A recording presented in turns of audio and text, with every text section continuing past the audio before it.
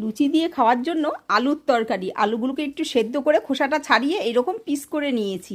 ওভেনে একটা কড়াই বসিয়ে সামান্য একটু তেল দিয়ে দিলাম। একটা বাটির মধ্যে একটু হলুদ গুঁড়ো, জিরের গুঁড়ো, কাশ্মীরি লঙ্কার গুঁড়ো আর ধনের গুঁড়ো দিয়ে একটু জল দিয়ে মিশিয়ে রাখলাম।